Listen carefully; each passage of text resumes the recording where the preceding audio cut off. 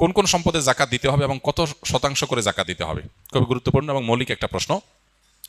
কয়েক ধরনের সম্পদের জাকাত দিতে হবে। নাম্বার 1, স্বর্ণ রূপা, নগদ টাকা এবং বাণিজ্যিক পণ্য, অর্থাৎ যেই পণ্য কেনা হয়েছে বেচার উদ্দেশ্যে, এরকম পণ্য, যেমন দোকানে মালামাল, যে সমস্ত জিনিস আপনি কিনছেন দোকানে হোক আর বা গোডাউনে হোক আর অন্য কিছু হোক, এমনকি ল্যান্ডের বিজনেস করেন আপনি, অনেক ল্যান্ড আপনি কিনে রেখেছেন, কেন?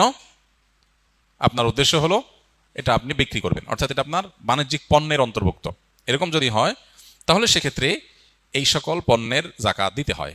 এই সব পণ্য এবং এই সব জিনিস অর্থাৎ নগদ অর্থ, স্বর্ণরূপা এবং আপনার বাণিজ্যিক পণ্য, নগদ অর্থ, স্বর্ণরূপা, এই সব সম্পদের জাকাত দিতে হয় বছরে একবার 2.5% করে। অর্থাৎ এক বছর যদি এটা আপনার কাছে থাকে তাহলে জাকাত দিতে হবে কত পার্সেন্ট? 2.5%, শতকরা 2.5%। 1 লাখ টাকা থাকলে 2,500 টাকা, 1 লাখ টাকা স্বর্ণ থাকলে, স্বর্ণরূপা মিলিয়ে থাকলে 2,500। শুধু স্বর্ণ যদি থাকে তাহলে 7.5 ভরির আগে জাকাত আসে না। স্বর্ণের সাথে যদি একটু রূপা থাকে বা ক্যাশ টাকা থাকে তাহলে দুইটার অর্থ মিলে 7.5 ভরি হওয়া স্বর্ণ হওয়া জরুরি না, তখন 52.5 ভরি রূপার সমান মূল্য হলেই হয়ে যায়, যেটা 2 লাখ প্লাস টাকা হলে আজকাল হয়ে যায়। তো এই যে স্বর্ণ এবং রূপা এবং নগদ অর্থ এবং বাণিজ্যিক পণ্য, এগুলোর জাকাত একভাবে হয়। নাম্বার 2, গবাদি পশু।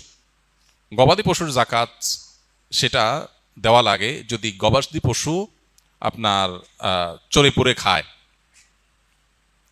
খায় আপনার এবং একটা নির্দিষ্ট নেশা পরিমাণে পৌঁছায়। গরু হলে এতগুলো, ছাগল হলো এতগুলো, তারপর আপনার ওঁট হলে এতগুলো, এগুলো হলো জাকাতযোগ্য সম্পদ। মোরগ অথবা হাঁস এগুলো জাকাতযোগ্য পশু না। হ্যাঁ, এগুলোর জাকাত হবে যদি কেউ মুরগির ফার্মের বিজনেস করে, যে মুরগি কিনেছেন তিনি এটা বিক্রি করবেন, তখন একটা বাণিজ্যিক পণ্য হিসেবে জাকাত আসবে। পশু হিসেবে জাকাত আসবে শুধুমাত্র এই যে ছাগল, ভেড়া, দুম্বা, গরু এবং ওঁট, মহিষ, এগুলোর জাকাত আসবে। এগুলো নির্দিষ্ট নেশাব হলে, কোনোটা 40টা, কোনোটা 5টা, হ্যাঁ, আকার অনুযায়ী আপনার জাকাত আসবে। এগুলোর বছরে একবার জাকাত আসে। তৃতীয় জাকাতের আরেকটা পণ্য হলো কৃষিজাত পণ্য। যে সমস্ত ফসল আমরা করি এই ফসলগুলোর জাকাত দিতে হয়। ফসলের জাকাতের নেশাব হলো 17 মন, 5 ওয়াসক, মূলত 5 ওয়াসক হিসাব করলে 17 মন হয়। এই হিসাবে কিছুটা ভিন্নতর মতো আছে, বাকি এটা প্রসিদ্ধ এবং মোটামুটি গ্রহণযোগ্য যে 17 মন যদি হয়ে যায় তাহলে সেখানে আপনার যদি আকাশের বৃষ্টির পানি থেকে হয়ে যায়, প্রাকৃতিক পানি থেকে হয়ে যায়, আলাদা পানি সেচন করা না লাগে, তাহলে সেক্ষেত্রে 100 ভাগের 10%।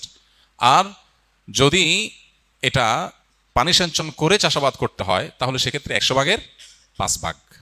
অর্থাৎ আমাদের দেশে যে ফসল হয় এগুলো প্রায় সবগুলোই নিজস্ব সেচ সিস্টেমের মাধ্যমে করতে হয়, অটোমেটিক হয়ে যায় এরকম জিনিস নাই, খুব কম। তো নিজস্ব পানি সেচন বা সেচ সিস্টেমের মাধ্যমে যেগুলো করা লাগে এগুলো সবগুলো প্রতি 100 কেজিতে 5 কেজি খাদ্যশস্য গরিব দুঃখীদেরকে দান করে দিতে হবে।